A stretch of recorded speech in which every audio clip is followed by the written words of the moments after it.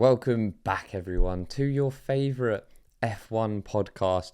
Now, unfortunately, there is no F1, but there is still plenty to talk about. So, welcome along, strap in for the ride. But before you do anything, make sure you give us a 5-star rating if you've come around here before and you enjoy the podcast. It really does make a difference wherever you're listening to us.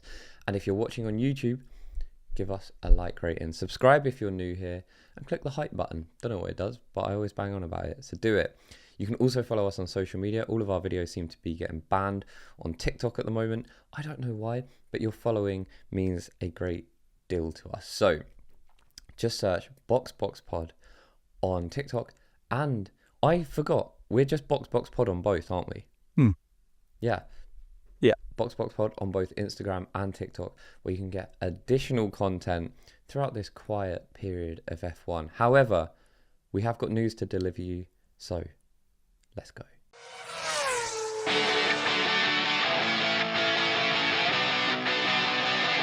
All right, guys, welcome along. So today's a bit of a different episode. So we're going to talk about a couple of F1 news.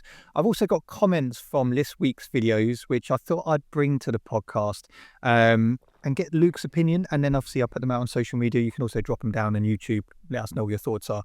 And Luke, I've got a little quiz for you. So a lot to get into, but let's start off with Max Verstappen, because Max Verstappen told to shut up, and he is not bigger than F1. Luke, can you tell me who has told him to shut up? I think that might have been Martin Brundle. No. What? No. Juan Pablo Montoya has told four-time world champion to shut up and have the courage of his convictions to leave if he does dislike the new rules. Montoya said, if you're unhappy with being in F1, you should leave. There you go. I'm pretty certain Martin Brundle told him to shut up as well, did he not? Or have I just made that up completely? You might have made that up. I don't think I did. I'm gonna Google it, because I did get caught out last week. I said that Carlos Sainz finished ahead of Charles Leclerc last season, or the season before, sorry. Incorrect.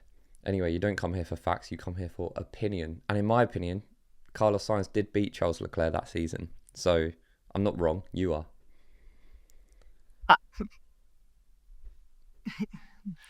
But no, it appears that Martin Brundle didn't... he did, in some effect, tell him to shut up. He said either go or stop talking. That could be perceived as the same, yeah. I'll allow that. But I don't mind this. I'm of the same opinion, where I like Max coming out and talking about the issues surrounding these regulations, right? I really do. And I spoke about his opinions on it quite highly last week. But it is a little bit jarring to be like, oh, well, might just quit. All right, mate, go and do it. Like, it doesn't matter. If you're going to quit. We can't stop you. What do you want them to... Is that like a threat to the sport?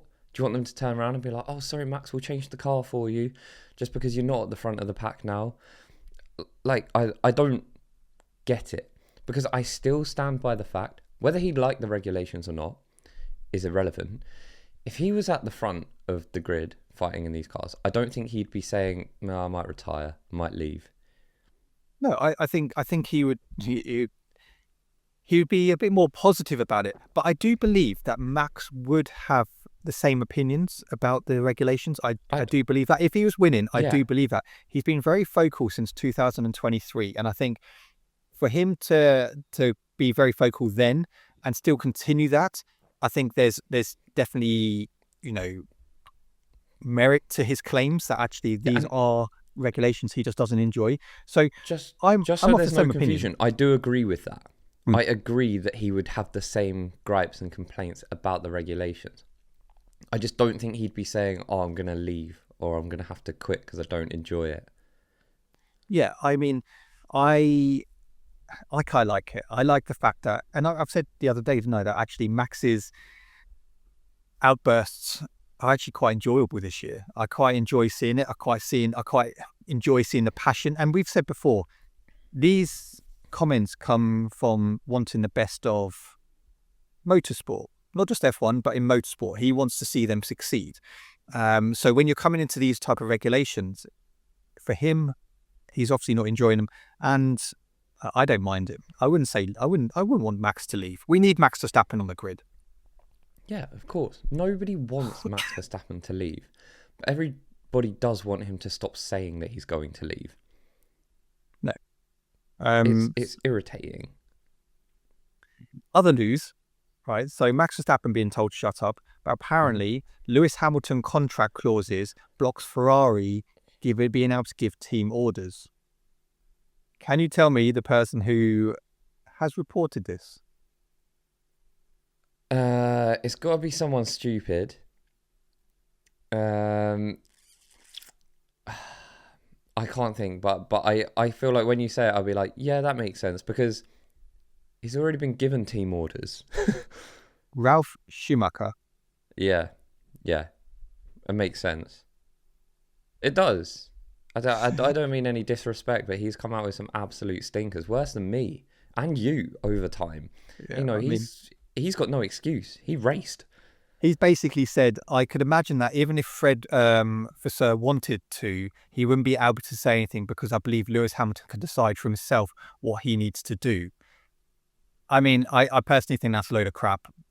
As Luke said, we've seen team orders already. Yeah. I don't think there's anything in his contract saying, look, you can't give me team orders. That'd just be ridiculous. No team would accept that. I think this is the ridiculous narrative that is always built around Lewis Hamilton, of he's some like demanding diva, drama queen, like it has to be my way or the highway. And I just think we've always seen Lewis act as a great teammate across the years. Now, I know you could look back to the Nico Rosberg situation, but Jenson Button himself came out and said, I don't think that situation would have happened without Nico last week. I don't know if you saw it after the race, which, you know, Jenson knows a hell of a lot more than us. I don't know where this idea around Lewis Hamilton being some sort of like bad teammate, bad guy, demanding guy, like I only want it my way, has come from. Like, it's a complete media narrative that has been drawn up about him just to make him look bad. I don't think we've ever seen that from Lewis Hamilton. You know, him and Bottas had a great relationship. Him and, you know, George Russell came into the team while Lewis was struggling, and they still maintained a good relationship. Yeah, there were times where, you know, it got a bit catty on track or whatever, but you expect that. And over the years, Lewis has had good relationships with teammates Kovalainen and Jenson Button. Maybe not so much Fernando Alonso, but again, Lewis was a rookie. He wasn't coming into the sport with such arrogance that he was going to take it to Fernando Alonso. That came from Alonso's side, and Lewis just gave it back. So I don't know where this false narrative of Lewis has come from. And then when you've got idiots like Ralf Schumacher, like, chiming in with absolute crap like that, it just makes you think, like, wow, the guy cannot win. Mate, I've got to apologise. My audio stopped recording, and it's recorded 3 seconds. Oh, well, we can just use your audio, your mic audio, and clean it up. Do you want me to record now? Well, yeah, obviously. Don't make me call you Ralf Schumacher. Oh, anyway, sorry about that, guys. You just can't get the staff nowadays. You just can't. I don't know if you've seen, Daniel Ricciardo has done an interview this week, and I have to say it's a very good interview. But one of the big talking points from that was, I was grateful that they made the decision for me. Basically insinuating he kind of knew that his career was coming to an end, and actually he was quite glad that RB made a decision to end it. I still miss him on the grid, I'll be honest. I mean, he was pretty poor towards the end, but you do miss the likes of Daniel Ricciardo on the grid, don't you? Yeah, it's those personalities that bring a lot to F1, but I think he's right to say that. You know, as much as we love Daniel Ricciardo, we sat here and probably had a bit of a laugh about the idea of him becoming a Red Bull driver again, simply because he wasn't at the level he needed to be. And I don't know where it went. I mean, for me, Daniel Ricciardo's career was way too short. You know, for the the talent that he was, coming into the sport in 2014, he had Sebastian Vettel as a teammate. He really had the world at his feet. And it kind of went wrong so quick for him in the grand scheme of things that it's a shame, but it did go wrong, and it was evident that he was not at the level he needed to be in the sport. It's a lot harder to recognize that yourself and accept it yourself.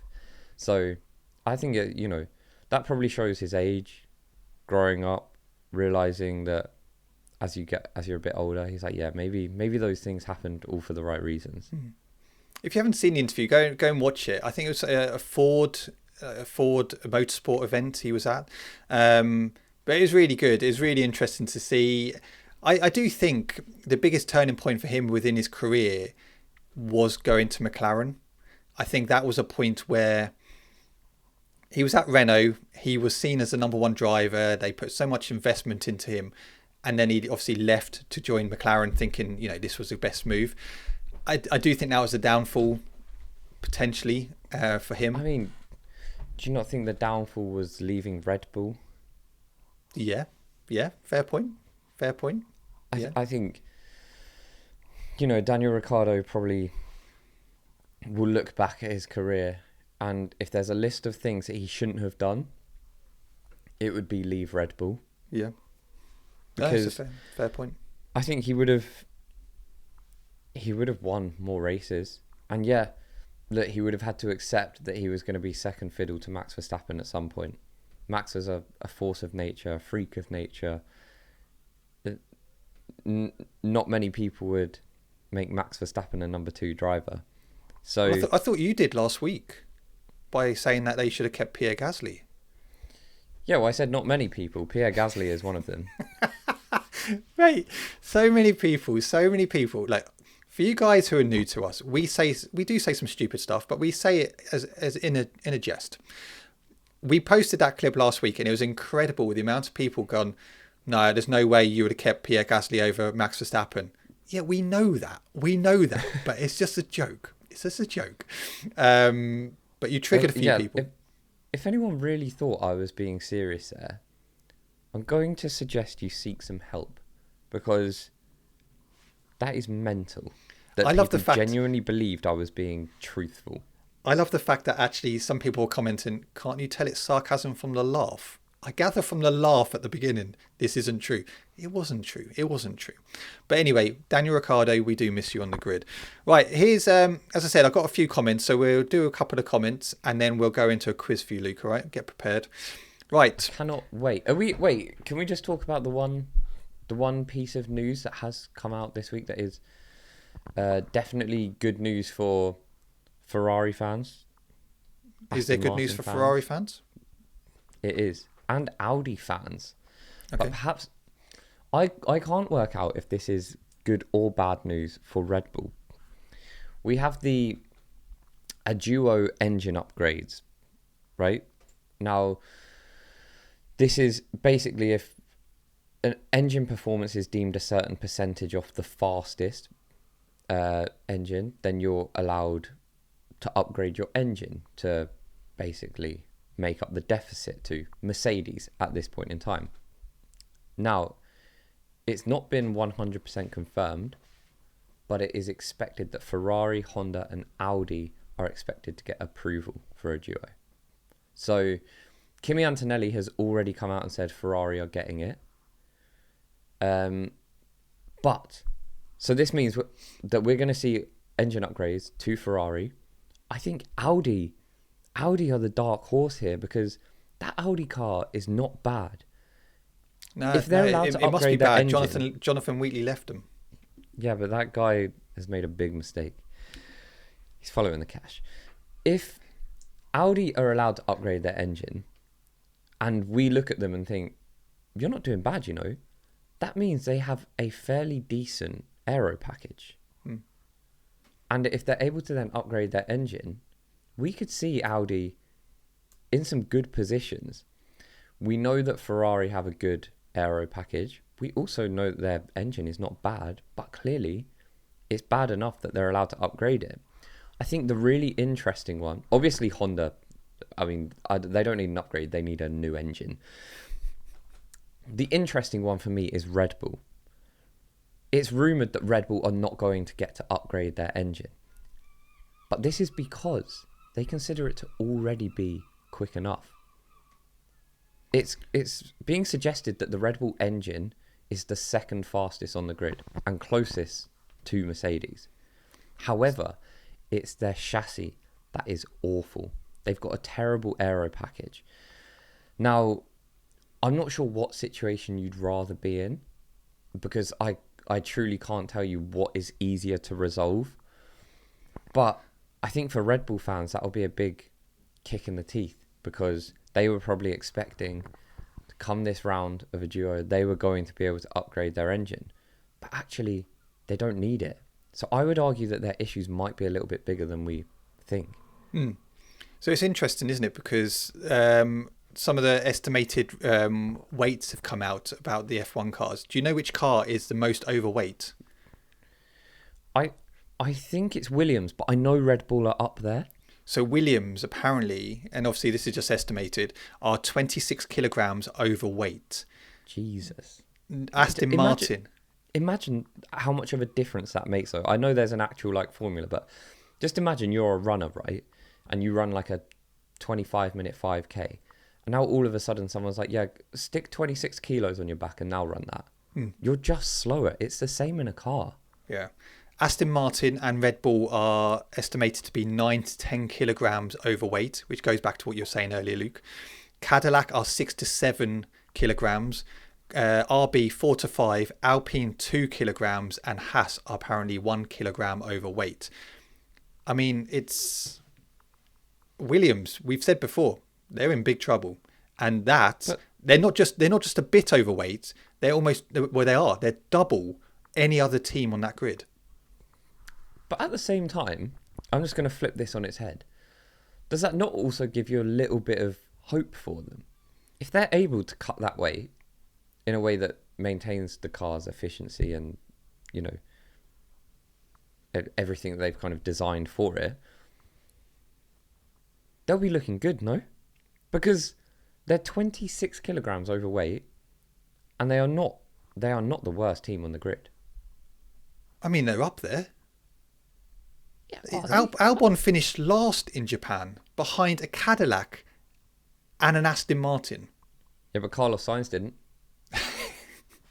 And that reminds me of when he beat Charles Leclerc in the championship in 2024. Yeah.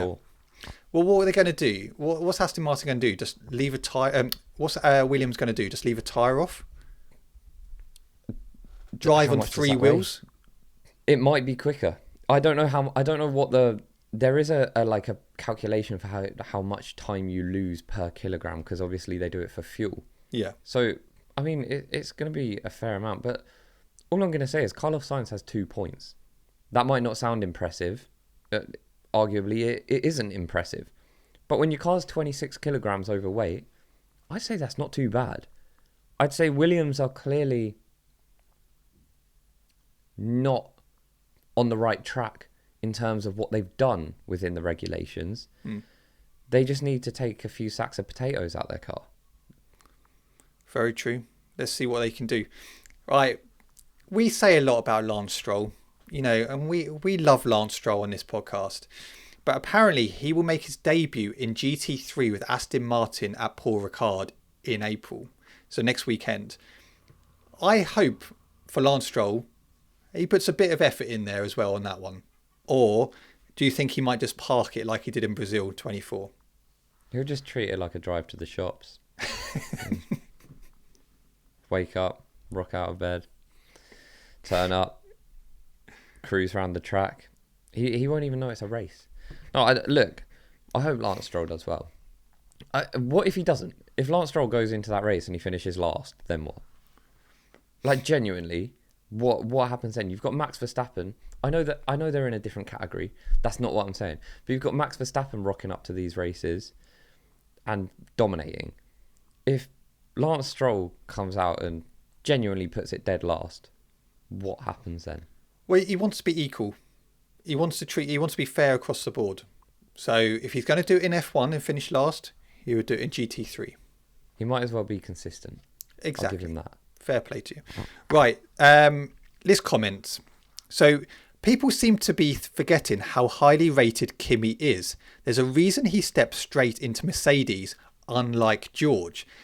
This is an interesting point because, yeah, we know obviously Lewis Hamilton left, but Kimi Antonelli got promoted straight into that Mercedes team.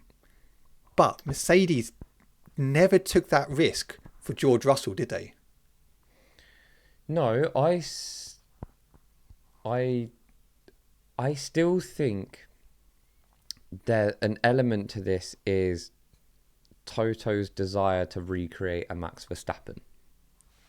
That's my thoughts. That's not taking anything away from Kimi Antonelli, because I think we're starting to see this season the talent that he is, but I do think something just tells me Toto just wants a Max Verstappen situation. He just wants to create the next Max Verstappen. I still am not entirely sure Kimi was completely ready for that seat last season. But it's irrelevant. They wanted to take the risk on him.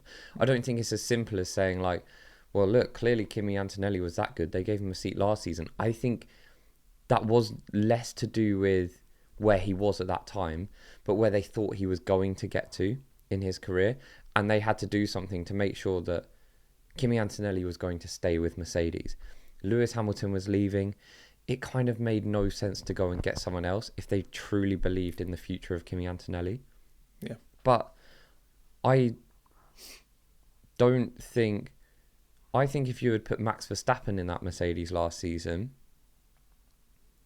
when Max first came into the sport, I think it would have been a different situation.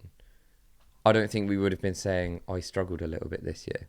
And like I say, that's not taking anything away from Kimi, because he's come out this season doing exactly what we had been told that he was going to do. Yeah. I just think, is he Max Verstappen? Maybe not. No. Fair point. This one came from when we spoke about Pierre Gasly and Max. Christian Horner ruining careers just to see them shine in other teams. And we have seen other drivers leave Red Bull, haven't we? From that second seat and go on to actually have quite a successful career. Has Christian Horner got that wrong over the years? I think... I don't know, because, look, we can't sit here and genuinely say Pierre Gasly had a good time at Red Bull. Alex Albon had a good time at Red Bull. Danny Kvyat had a good time at Red Bull. I know he didn't go on to have a glistening career. Liam Lawson had a good time at Red Bull. I think a lot of the mistakes stem from putting them in the seat in the first place and not being willing to back them. I wouldn't say Red Bull had the best car over that period of time. It was firmly Mercedes and then Ferrari up until really the whole fuel line issue thing. So I don't know. At the end of the day, when you are at a top team, it's ruthless. If you're not putting in those performances, what can you do? Maybe it was too soon for Pierre Gasly. He's still young now, but he was young when they put him in that car. Alex Albon, very young when they put him in that car. I think maybe there was just... I put the blame on Red Bull, personally. Yeah, I agree. I think once you've seen other drivers leave to go to the likes of RB and stuff like that, they've been nurtured, they've been given the time, they've been given the support, and you've seen them go on and do really well. So I think it's just the way Red Bull is set up when you had the likes of Helmut Marko, Christian Horner, Jonathan Wheatley. It's a brutal, it's a fast-paced environment, and if you don't deliver, you're under the spotlight, aren't you? I've got a good question for you. Okay. The year is 2023, whatever. Whenever. Or even 2018, right? Kimi Antonelli gets his promotion to Red Bull. He's part of the Red Bull Junior program, and he goes into that Red Bull seat. he's obviously at the age that he was last season, not like 10 or however old he would be if it was 2018. How long does Kimi Antonelli last at Red Bull if he had the same season that he had last season? He wouldn't be in a seat. I kind of agree. He wouldn't. They would have literally. He would have, his crashes, all of that stuff. They would have gone. Actually, no, we can't do that. They would not have given him the time, unlike Mercedes did. So I generally believe he would not be in a seat if he was in Red Bull. And that's where I think it's fair to say that, okay, those drivers that did get that promotion to Red Bull weren't cutting it. But I do also think the Red Bull culture has been a little too harsh on drivers over the time, because, you come into this season and you're watching Kimi Antonelli and you're like, wow, he's really improved on last season. Maybe everything they were saying to us was true and we should have believed them. We never know. That could have been the same for Pierre Gasly after a season. That could have been the same for Alex Albon after a season. It could have been the same for Danny Kvyat. We don't know, and we never will. But I do think the blame lies on both sides. If you're going into a top team, you do have to be better, especially if you know that they're not going to give you a lot of time. But Red Bull could have done more to nurture them. They could have just not promoted them if they didn't think they were ready. They've had some. They've made mistakes over the years. Yeah, no, I agree. Do let us know. Right, Luke, you ready for a quiz? Yeah, let me put this other AirPod in, because this one's going to die. The secret AirPod that you'll never know what it does. Right. So, you can play at home. Do drop a comment how many you get. So, the results on their F1 debut race. So, Luke, I'm going to give you the name, and I want you to tell me. I'll give you the year when this was, but I want you to tell me where they finished on the grid, okay? Oh, yeah, this will be easy. Yeah. So, Lewis Hamilton, first race, Australia 2007. Where did he finish? P3. P3, yep. Ollie Behrman, Saudi 2024. P6? P7. Remember, it was for Ferrari, wasn't it? You go on about it all the time. Yeah, no, I mean, he should have finished top 4. Yeah. Carlos Sainz, Australia 2015. Mate, I don't know, P14. P9. Lando Norris, 2019, Australia. P8. P12. You're not very good at this. I'll give you a few more because I don't know how you just don't know this stuff. You say you're really good at quizzes. If anyone has got 3 out of 3 so far, comment down below. But you need to get a girlfriend. We've had 4, but anyway. Charles Leclerc, 2018, Australia. P8. P13. Hulkenberg, 2010, Bahrain. P14. Spot on. He knows his Nico Hulkenberg. Well done there. Well done. Malaysia 2017, Pierre Gasly. P13. P14. Oh, close. So close. Ocon, Spa 2016.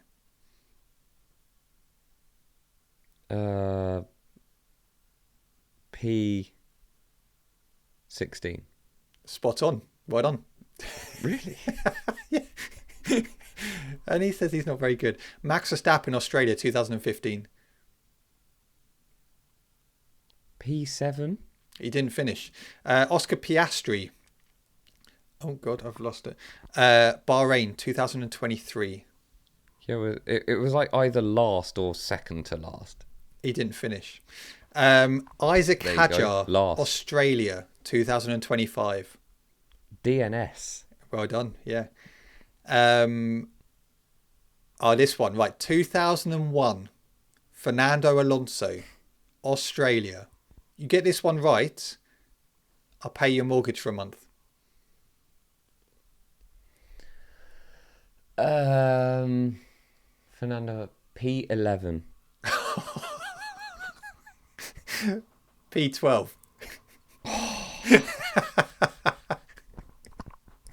I was actually, when you said P, I was like, no. Right. I'll give you a couple of others. Lance Stroll, 2017, Australia. P14. He didn't finish, mate. Does that surprise you? And finally, we do Sergio Perez, 2011. P8. He got disqualified. Can't tell you what for, but he got disqualified. Would you have known any of those? Yeah. I probably would have got about 3 or 4. I mean, to be fair, the ones you got, they were just literal guesses. So, well not Lewis. I knew about Lewis.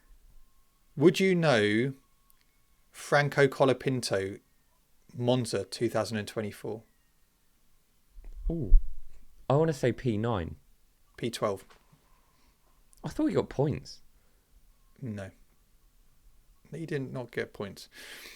Right. Let us know you got one at home. Right, quiz. No, not quiz. We're not doing a quiz. Question. Max will never go to another team. He said before that he wants to stay in one team for his whole career. It's either Red Bull or no F1 for Max. What do you think? No. That's not true. Why would he have been flirting with Mercedes? Like, if you weren't ever going to go to another team, you'd just be like, "No, boys, sorry. Like, if I leave Red Bull, it's because I'm leaving the sport." Like, you wouldn't entertain that conversation. He absolutely would go to another team. I certainly wouldn't blame him either. I think if the right opportunity comes along, he would go 100%. Where's that even come from? How has someone thought of that? I agree. I think if the right move comes along, and I do think he's close to leaving Red Bull. If Red Bull don't turn us around quick, he is very close to looking elsewhere. And it does surprise me that he knew this Mercedes was going to be good, but he didn't go. So that surprised me really, because I really thought that actually he would have gone to Mercedes. I have one question right for you. And was it a... No, it wasn't. So, say Max Verstappen now said, "Look, Toto, I want to join you." Who does he replace? After the performance you've seen from Kimi, who would Max Verstappen replace at Mercedes? George Russell or Kimi Antonelli? He still replaces Kimi Antonelli. Do you think? Yes. Look, it's very early on in the season. It can change quite significantly. I think George Russell just has more of a track record to go by. This is nothing on Kimi Antonelli, because it depends how Mercedes want to look at it. If they think, well, we're going to keep Kimi for 10 years, then maybe... I'm not saying it would be an easy call either. But I think at this point in time, you still have to say, well, George Russell is their lead driver. See, interestingly, after the last 2 races, my opinion's kind of changed, because we know the relationship. But no, okay, we know the relationship between George and Max isn't great. Would it make more sense for someone like Max to come in alongside Kimi, who they would get on fine? Kimi's starting to prove that he can win races. He's, performing better. Granted, it's only 2 races, but he has a higher ceiling potentially than what George Russell does. Look, if any team knows how to manage bad relationships, it's Mercedes. I don't think at this point in time you would take the risk on getting rid of George Russell and keeping Kimi Antonelli. Like I say, that might change come the end of the season. I do just think 3 races into the season is way too soon to determine whether someone is all of a sudden quicker than someone else. George smoked Kimi last year. It wasn't even close. And yeah, I give Kimi the benefit of the doubt. He's young. It was his first year in the sport. As it goes, he did pretty well. But everyone came out of last year saying, well, Kimi needs to do better next year. We need to see that step up from Kimi. And we've got that. But now we just need to make sure that we are going to see that for the rest of the season. Because in 6 or 7 races time, we could see George Russell out in front with a huge gap. We might see the Ferraris catching up and Kimi Antonelli maybe third or fourth. George Russell could be as well. Don't get me wrong. I'm just saying, if you're going off data, you're going to back George Russell. Interesting. Do let us know. This one. Everyone forgets Russell is a very average midfielder at best in a good car. Come on. That's I'm putting that in one of the worst takes I've heard. That is, you could argue that about any of the drivers at the front. George Russell has shown that he has got a lot of pace. He is a good driver, a great driver, and I think a potential world champion. Obviously, he's got a good car, but he didn't have a great car last year. Look what he did. I think that's a bad take. I'd like to hear what you think.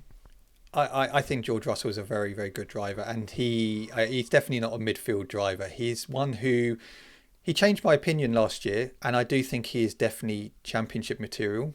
I do think that, and I didn't think I would have that opinion of George Russell. But he took that car to different levels last year, especially when, McLaren were dominating and Red Bull started to come into play. He still got the most out of that car. So yeah, definitely not a midfielder driver. He's definitely one who could go on and win a world championship. I do believe that. I genuinely think what we'll call like the big four, Mercedes, Ferrari, Red Bull, and McLaren. I think all of them are very good drivers. I agree. This one, okay, we've spoken about this before, but we'll speak about it again because it came up. Alonso and Hamilton in the same machinery. Alonso wins every time. Rubbish. It's just not true. Alonso didn't even win in the time that it actually did happen in real life. Do people not remember 2007? Fernando Alonso did not beat Sir Lewis Hamilton in equal machinery. And you know what? From that point onwards, one of them went on to win 7 world championships. One of them went on to not do very much. Yeah, it's not even a debate, in my opinion. It's one that actually, they're not even in the same category. People keep thinking Alonso's in the same category as Lewis Hamilton, and it's not even because we're Lewis Hamilton fans. It just isn't true. As an F1 fan, as well as anyone, they're not in the same category. They're really not. And I know you can go on about, one person had more bad luck in different cars. That's irrelevant. Alonso didn't perform afterwards. And granted, they did have rubbish cars, but Lewis Hamilton is leaps and bounds above Fernando Alonso. And look, Fernando Alonso had chances to go and win the world championship. He had a competitive Ferrari. And he's up against Sebastian Vettel. And it didn't happen. So, unless you're saying Seb is a better driver than Lewis as well, but then Seb would have to be the best out of all of them. I think it's just, look, I don't even know why Lewis Hamilton fans would entertain that argument.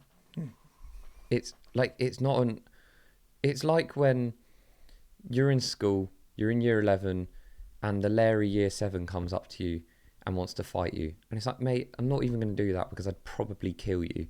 And he genuinely believes he could take you. That's the same comparison here. They're in different stratospheres. Yeah. This one's came from one of our comments. The sport is bigger than any individual. Yeah, 100%. Look, the sport goes on.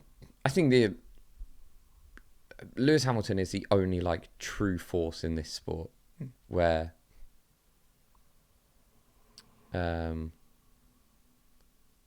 you would argue that his status and personality beyond the sport is bigger than the sport. But I've said on this podcast that I think Lewis Hamilton's bigger than F1. I've said on the podcast, and I don't disagree with that statement, because I do think when you lose Lewis Hamilton from the sport, if F1 is still in this same category of they're not enjoying the regulations, it's poor, it's not great racing, and you start to lose the icons of the sport, I think you see a shift. I do think you see a shift. I mean, it would definitely. My only thing is like the sport does go on. Yeah, 100%. You could have argued at one point that Michael Schumacher was bigger than F1, and the sport went on. And I think it's all about replacing those icons. At one point Lewis Hamilton wasn't in the sport. At one point Max Verstappen wasn't in the sport. At one point Michael Schumacher wasn't in the sport. All these people over the years that come and go. The sport does continue, but I'm sure there are people that watch F1 now and they're like, it's not the same without Michael, or it's not the same without Ayrton Senna. It's not the same without all these names, great names that you could go through over the years. But I just think so long as you've got those big personalities coming through, Lewis Hamilton isn't just the biggest name on the grid because he was the fastest driver for however many years. It's his personality, like coming into the sport in 2007, how he entered the scene, how he went head to head with Fernando Alonso, how he then went on to win the World Championship in 2008. It's the storylines that these drivers build. That's what makes them massive. And we just need to see more of those. Yeah, no, 100%. Final question for you, Luke. Where is it? Where's it gone? Imagine if Max Verstappen doesn't get a podium this year. What a year that would be. I mean, that greatest year ever. Well, I don't know. For the sport, though, that would be a shock. That would be a shock, and it's a reality. It could happen. This Red Bull team, if they don't turn it around, there is a possibility that you may not see Red Bull on a podium this year. I mean, I really hope that doesn't happen. That would be devastating. I'd love it. I would. I don't care. Hate me. Oh, you're a Max hater. No, I'm not. I'm just salty over 2021. So yeah, I'd enjoy seeing that. I'll move on, Luke. Move on. We've all moved on. No, we haven't. That's fine. Like, I want to witness it. You might like eating burgers. I want to see Max Verstappen not finish on the podium. Last time we said who's the most unlikable driver on the grid, we said because there was reports that Max Verstappen is the most unlikable driver. Interestingly, I'd put Lando and George as the most unlikable, then Lance and Pierre. What's Pierre done? And what's Lance done? Right. What's Lance Stroll done? Leave the guy alone. He turns up each week. He gets out of bed about half an hour before the race. He turns up. He drives around. Leave the poor guy alone. He likes playing. He hasn't got anything else. He's come from nothing as well, that poor boy. Yeah, leave him alone. Goes home to his little shack. Yeah. I think I can. Here's what I say, right? I can definitely understand why people would dislike George Russell. I like George Russell, but I could understand why someone would dislike him. And like I say, I stand by this. When we talk about disliking, liking, whatever, we don't know any of these guys personally, right? I imagine behind closed doors, I'll give them all the benefit of the doubt. They're all lovely people. And if they're not, I'm not going to know about it anyway. But I talk about it from the perspective of what we hear over the radio and stuff. So it's purely a driving thing. It's not like personally George Russell is a dislikable. I can see how, someone that is not a fan of George Russell would find him a bit jarring on the track. His radio messages or whatever. I feel the same about Lando Norris. I mean, there are times where I've said I find him difficult at times. But I always think when you see the more human side of the drivers outside of the seat, and maybe it's, not even on a race weekend, maybe it's watching Lando in a YouTube video, or it's watching Max Verstappen on a stream, or it's seeing George Russell in an Instagram video with his girlfriend or something. I haven't seen any of the drivers look like arseholes. No. You know, it's not like you've got Isaac Hadjar posting videos of him pelting water balloons at people out of a car. Like they all just seem like good blokes. But I could understand why George Russell would rub someone up the wrong way that isn't a fan of him. Yeah, no, I agree. So there's a running joke now in our WhatsApp group when when George Russell does his interviews, and this, I don't know why. Go on, do it. Okay, well, I don't know why, but it seems to trigger me. It's like he chucks his mic from side to side. Honestly, watch his interviews now, and then come back to this clip, come back to this podcast, and comment. Don't know why, it just triggers me every time he does it. And what did we do? When was it in Australia? I said, right, I guarantee you, when George won, he will do that. First 3 seconds. He does do it. Watch it. You'll pick up on it. He does it every single time. It's just his little happy dance. It just makes me laugh. I don't understand why he does it. But anyway, yes, that is the end of the podcast. Hopefully you've enjoyed it. Anything else you want to talk about, Luke? No. Well, happy Easter. Hope you've had a good weekend. We'll be back next weekend with still no F1. Well, actually, next weekend. We'll be back next week with still no F1, but we'll bring you as much news as possible. So do go over to our social media. Do drop a comment. If you want to ask a question, let us know. You'll feature in a podcast. But yeah, we shall see you soon. Bye-bye.